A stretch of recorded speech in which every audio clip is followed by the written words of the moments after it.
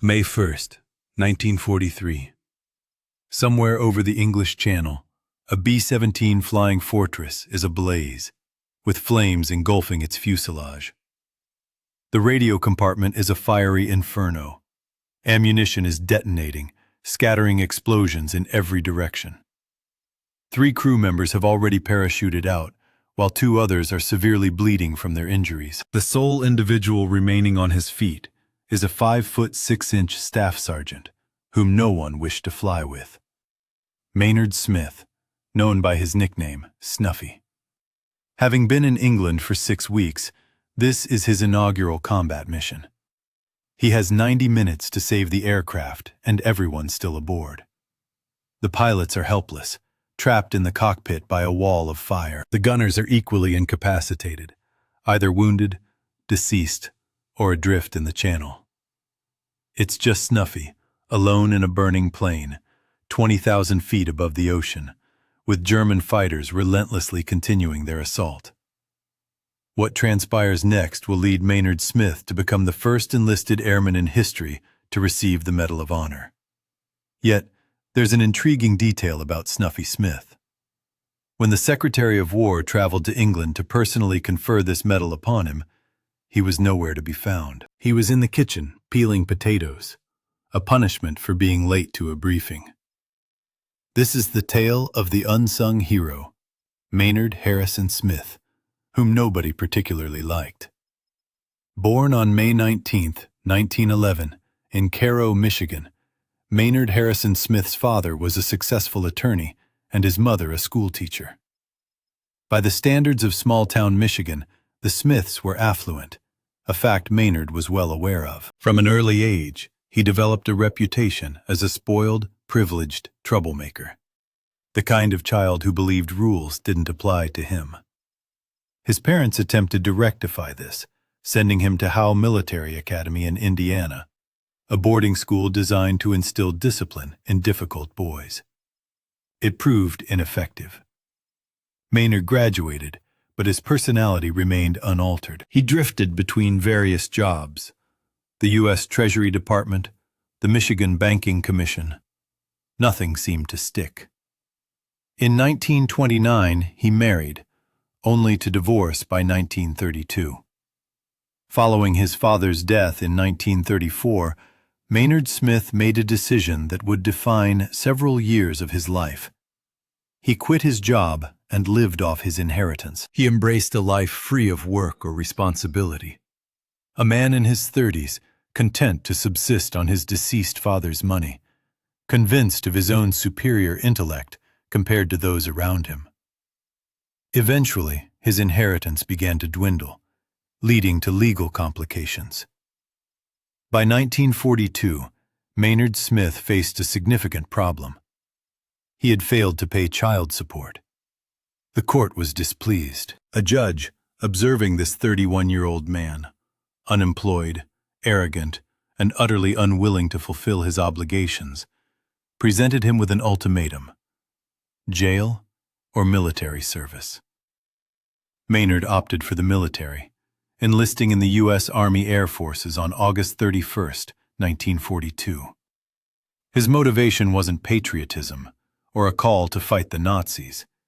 It was merely a preferable alternative to incarceration. Nevertheless, the Army Air Forces had an urgent need for aerial gunners. The ongoing bombing campaign over Europe was decimating air crews at an alarming rate, and aerial gunners, the men operating machine guns on B-17 bombers, had one of the most perilous roles in the entire war. They also received automatic promotions to non-commissioned officer rank, offering better pay and status. Maynard Smith volunteered for aerial gunnery school, not for valor, but for the financial benefits. After completing gunnery school, Staff Sergeant Maynard Smith was dispatched to England and assigned to the 423rd Bombardment Squadron, 306th Bomb Group, stationed at RAF Thurleigh in Bedfordshire. His reputation had preceded him. Within days of his arrival, Smith had managed to alienate nearly everyone on the base.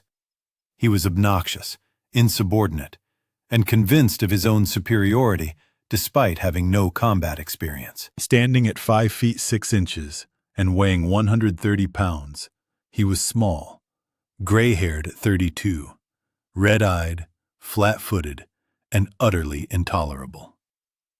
The other airmen began calling him Snuffy, after Snuffy Smith, a character from the popular comic strip Barney Google and Snuffy Smith. The comic character was shiftless, ill-natured, and lacked ambition beyond living life on his own terms. The nickname proved an apt fit. The situation was so dire that in the 8th Air Force, replacement gunners were typically assigned to crews within days of their arrival. Combat losses were so high that experienced crews were constantly seeking new personnel. Yet, nobody wanted Snuffy Smith. For 6 weeks, he remained at Thurleigh while other airmen flew mission after mission. Crews preferred to fly short-handed rather than include him, but war disregards popularity. Eventually, someone had to fly with him. On the last day of April, the mission board was posted. Target: the German submarine pens at Saint-Nazaire, France. Saint-Nazaire was one of the most heavily fortified targets in occupied Europe. The U-boat pens there, constructed from reinforced concrete, were virtually impervious to bombing.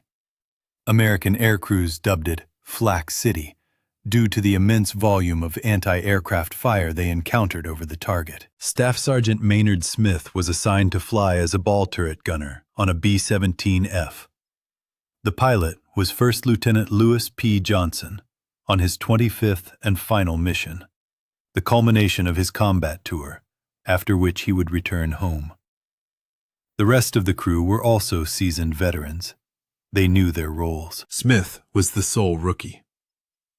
At 300 hours on May 1st, the crews were awakened for the morning briefing. Despite overcast skies and drizzle, the mission was a go. 78 B-17 flying fortresses were to cross the English Channel, bomb the submarine pens, and return home. At least, that was the plan. The Sperry ball turret was the most confining position on a B-17. It consisted of a glass and metal sphere affixed to the aircraft's belly. The gunner sat inside, with his knees drawn to his chest, rotating the turret to aim 2 50-caliber machine guns at attacking fighters. The view was extraordinary. One could see everything below the aircraft. The experience, however, was terrifying. Completely exposed, suspended in space with only thin plexiglass separating you from 20,000 feet of empty air. Most ball turret gunners were selected for their small stature. At 5 feet 6 inches and 130 pounds, Snuffy Smith perfectly fit the profile. He climbed into the turret as Lieutenant Johnson's B-17 lifted off from Thurleigh and headed south towards France. The mission to Saint-Nazaire proceeded smoothly. The formation encountered minimal resistance over the target. They released their bombs and turned for home. 2 hours later, they were approaching what they believed to be the southern coast of England. They were mistaken. The lead navigator made a catastrophic error. Amidst heavy cloud cover, he misidentified the coastline below. He thought they were over England. They were still over France. Specifically, they were over Brest, another heavily fortified German position on the northwestern tip of the Breton Peninsula. The formation descended to 2,000 feet, believing they were almost home. That's when the flak began. German anti-aircraft batteries pounded the American bombers. Fighters scrambled to intercept. Within minutes, the formation was desperately fighting for survival. Lieutenant Johnson's B-17 sustained the worst of it. 20-millimeter cannon shells tore through the fuselage. The fuel tanks were punctured. A massive fire erupted in the radio compartment and quickly spread to the waist section. The aircraft's oxygen system was destroyed. Vital control cables were severed. In the ball turret, Snuffy Smith's position lost power. The turret would not rotate. He was trapped in a useless glass bubble beneath a burning airplane. He had to escape. Smith cranked open the ball turret hatch and pulled himself up into the fuselage. What he witnessed was pandemonium, fire everywhere. smoke so dense he could barely see. The radio compartment was ablaze. The waist section was burning. 3 crewmen, Technical Sergeant Henry Bean, Staff Sergeant Robert Folliard, and Staff Sergeant Joseph Bukacek, made a decision. They bailed out. They jumped into the English Channel, hoping for rescue, and were never seen again. The tail gunner, Sergeant Roy Gibson, was severely wounded and immobilized. Up front, Lieutenant Johnson and his co-pilot, Lieutenant Robert McCallum, were trapped in the cockpit. The fire had cut them off from the rest of the aircraft. They couldn't communicate with anyone behind them. They didn't even know who was still alive. In the middle section of the B-17, surrounded by fire and smoke and exploding ammunition, stood one man, Maynard Snuffy Smith, the soldier nobody wanted. What Snuffy Smith accomplished over the next 90 minutes is almost beyond belief. He didn't panic. He didn't bail out. He didn't freeze. He got to work. First, he checked on the wounded tail gunner. Gibson was bleeding profusely. Smith administered first aid, bandaging wounds, stemming the blood flow, and doing everything he could to keep the man alive. Then he turned his attention to the fire. The flames were spreading towards the fuel tanks. If they reached them, the entire aircraft would detonate. Smith grabbed a fire extinguisher and attacked the blaze. When that extinguisher emptied, he found another. When that one ran out, he started searching for anything else that might work. Then the German fighters arrived. FW190 spotted the crippled B-17 and moved in for the kill. Smith was the only crewman capable of fighting back. He ran to the left waist gun, a .50 caliber Browning machine gun mounted in an open window, and opened fire on the attacking fighters. Then he ran to the right waist gun and fired from that position. Then he ran back to fight the fire. Then back to the guns. For 90 minutes, Maynard Smith fought a 3-front war. Flames on one side, German fighters on the other, and a wounded crewman requiring constant attention. The heat inside the fuselage became unbearable. The spare ammunition began to cook off, rounds exploding randomly, shrapnel flying everywhere.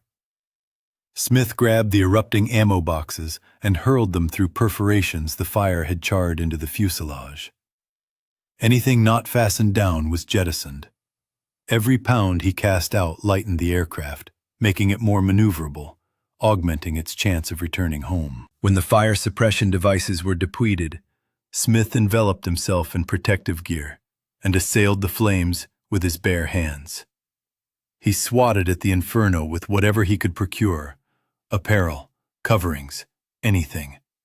And when all else proved futile, he urinated on the conflagration, doing whatever was necessary.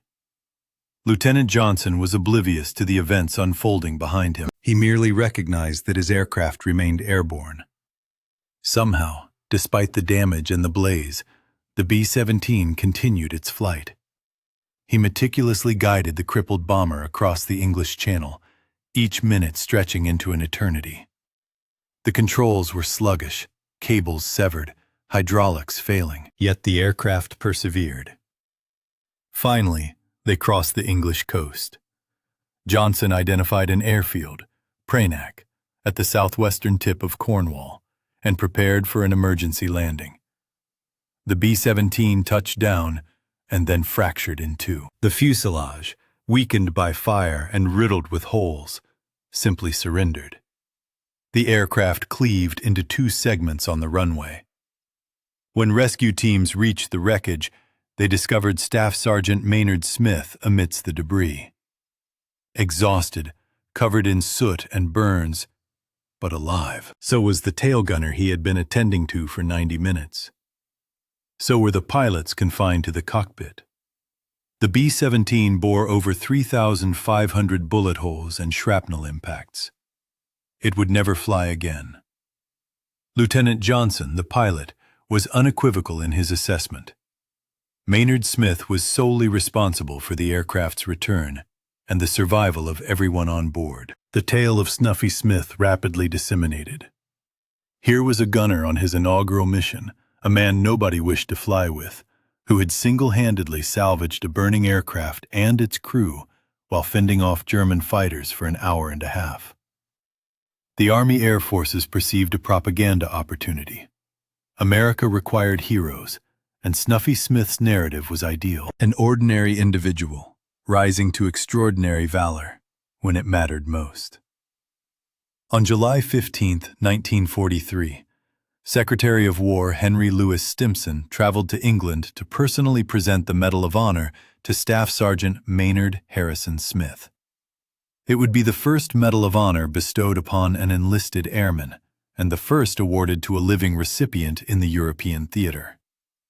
A ceremony was arranged at Thorley. The press was invited. Cameras were poised. There was only one predicament. Snuffy Smith was missing. A frantic search commenced. Officers checked his barracks, the mess hall, the flight line. No one had seen him. Finally, someone considered checking the kitchen. He was there. Staff Sergeant Maynard Harrison Smith, Medal of Honor recipient, standing over a heap of potatoes with a peeler in hand. KP duty, kitchen patrol, the quintessential military discipline. Smith had returned late from a leave. His commanding officer had assigned him to potato duty as a penalty.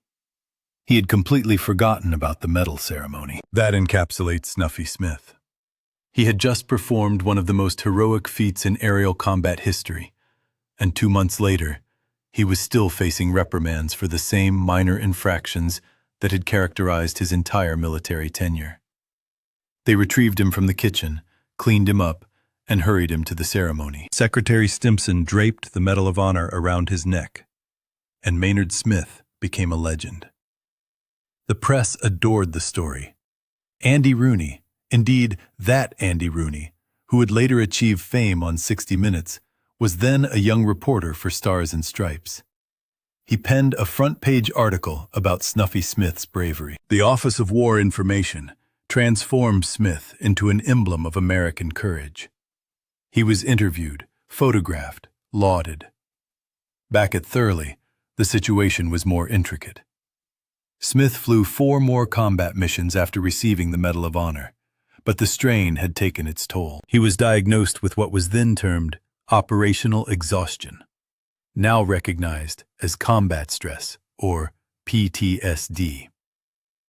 That is the account of Maynard Snuffy Smith, the hero no one admired. He was permanently grounded, and his behavioral issues subsequently re-emerged. Smith began signing his correspondence, Sergeant Maynard Smith, C.H., appending the initials of his medal to his name, much like British officers did with their decorations. He leveraged his heroic status to shirk duties, oversleep, and evade work. He quickly wore out his welcome. On December 17, 1944, Maynard Smith was demoted from Staff Sergeant to Private for unsatisfactory job performance. A Medal of Honor recipient, demoted. That is exceedingly rare. Smith was repatriated in February 1945 and discharged in May. Despite everything, the demotion, the disciplinary troubles, the difficult personality, he received a hero's welcome upon his return to his hometown. There was a parade, speeches, celebrations. America craved heroes, and Snuffy Smith was one. His post-war life was tumultuous. He encountered legal difficulties and business failures. Another marriage, this time to a British woman named Mary Renner, a USO volunteer he had met in England. They had 4 children together. Smith worked for the Treasury Department once more. He founded a magazine called Police Officers' Journal. He drifted from one endeavor to another. He never quite found his footing in civilian life, but he never disavowed what he had accomplished on May 1, 1943. If anything, he embraced it, occasionally embellishing the story over the years, introducing details that might or might not have been accurate. That was Snuffy. Until the end, he remained precisely who he had always been. Let's contextualize Snuffy Smith's actions. For 90 minutes, he combated a fuel-fed fire that imperiled the aircraft, administered first aid to a critically wounded crewman, operated both waist guns to repel attacking German fighters, ejected exploding ammunition from the burning fuselage, removed burning debris to prevent the fire's spread, extinguished the flames using fire extinguishers, clothing, blankets, and when all else failed, his own urine. He performed all of this on his inaugural combat mission with no prior experience, while 3 of his crewmates abandoned ship and 2 others were too injured to assist. The B-17 had over 3,500 holes when it landed. It fractured in half on the runway, and everyone still aboard survived. Snuffy Smith was the first enlisted airman to be awarded the Medal of Honor. Only 4 others would receive it during the entire conflict. Maynard Snuffy Smith passed away on May 11, 1984, in St. Petersburg, Florida. He was 72 years old. He is interred in Arlington National Cemetery, the same hallowed ground where presidents and generals rest. His story is complex. He was not a noble hero drawn from central casting. He was difficult, arrogant, often his own worst adversary. But on May 1, 1943, when his aircraft was ablaze, his crewmates were dying, and German fighters were trying to dispatch them, Maynard Smith transcended the sum of his imperfections. He became precisely what was needed at precisely the right juncture. That is the essence of heroism. It is indifferent to your personality. It cares not if people like you. It disregards your past missteps or character flaws. It only considers what you do when everything is disintegrating. For 90 minutes over the English Channel, Snuffy Smith battled fire, battled Germans, and battled to preserve the lives of his crewmates. The soldier nobody desired to fly with saved everyone who flew with him. And when the Secretary of War arrived to bestow upon him the highest honor his nation could confer, he was in the kitchen peeling potatoes. That is the narrative of Maynard Snuffy Smith, the hero nobody liked.